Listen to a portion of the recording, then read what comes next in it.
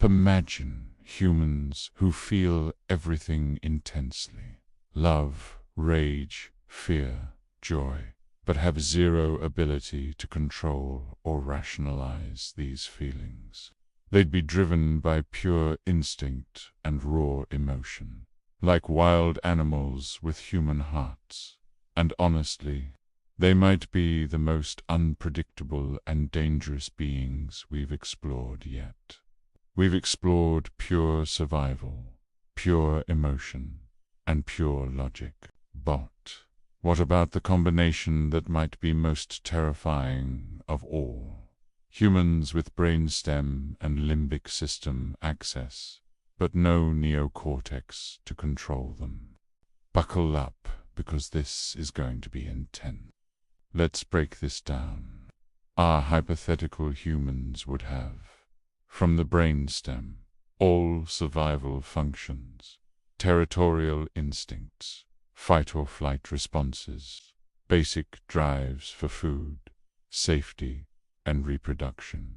From the limbic system, intense emotions, powerful memory formation, social bonding capabilities, and complex feelings like love, fear, and rage. Missing from the neocortex, logic, reasoning, impulse control, abstract thinking, planning, and the ability to regulate emotions through rational thought. Essentially, they'd be like having a Ferrari engine with no brakes. All the power and intensity of human emotion, guided only by animal instinct. Picture emotions hitting these humans like natural disasters. When they feel angry, there's no little voice saying, "Calm down," or "Think this through." It would be pure, unfiltered rage that demands immediate action. When they feel love, it wouldn't be the gentle, considered affection we might experience. It would be obsessive, consuming, desperate love, like the most intense infatuation you've ever felt, but permanent and uncontrollable. Fear wouldn't be cautious concern. It would be paralyzing terror, or explosive panic that triggers immediate fight-or-flight responses. Every emotion would be turned up to 11, with no dimmer switch available. Their social behavior would be fascinating and terrifying. They'd form intense, pack-like groups based on emotional bonds and instinctual hierarchy. Alpha dynamics would emerge naturally. The most physically or emotionally dominant individuals would lead. But leadership could shift dramatically based on circumstance and emotional state. Loyalty would be absolute, but could flip instantly. Today's best friend could become tomorrow's enemy, based on a perceived betrayal or threat, with no rational processing to moderate the response. Territorial behavior would be extreme. They'd fiercely defend their group, their space, their resources, not through strategic planning, but through raw protective instinct fueled by emotional attachment. Here's where it gets really intense. The limbic system creates powerful emotional memories, and without the neocortex to provide context or perspective, every significant memory would feel immediate and raw. A betrayal from years ago would feel as fresh and painful as if it happened yesterday. A moment of kindness would generate the same gratitude and attachment as when it first occurred. They'd be prisoners of their own emotional history, unable to say that was then, this is now, or I've grown since then. Every emotional experience would be permanently etched at full intensity. Their survival instincts would be incredibly sharp, but completely untempered by logic. Food scarcity would trigger hoarding behaviors and aggressive competition, even when there's actually plenty available. Mate competition would be intense and potentially violent, driven by pure instinct, without social rules or rational consideration of consequences. Threat assessment would be hyperactive. They might attack first and never ask questions, or form alliances based purely on immediate emotional reading of situations. Imagine them in communities. They'd form incredibly tight-knit groups. The emotional bonds would be deeper and more intense than anything we experience. Members would literally die for each other without hesitation.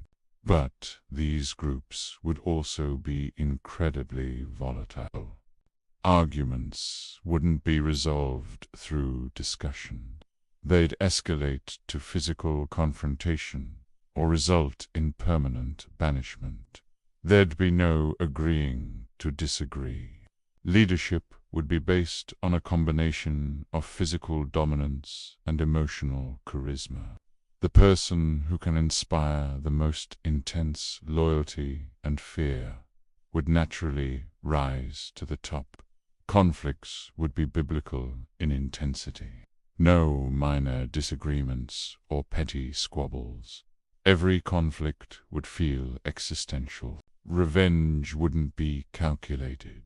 It would be immediate, emotional, and often disproportionate.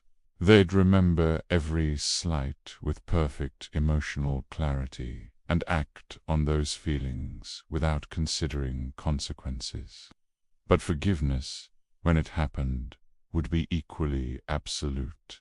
A genuine display of remorse or loyalty could instantly transform an enemy into a beloved ally. In love, beautiful and destructive, their romantic relationships would be the stuff of epic poems and Greek tragedies.